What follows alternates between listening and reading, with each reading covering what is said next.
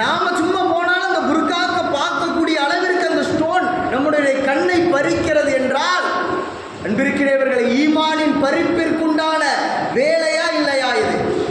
அதான் ஷைத்தான் சுய்யனிலின் நாஸ், மக்களுக்கு அலங்கரித்து காட்டுகிறான்.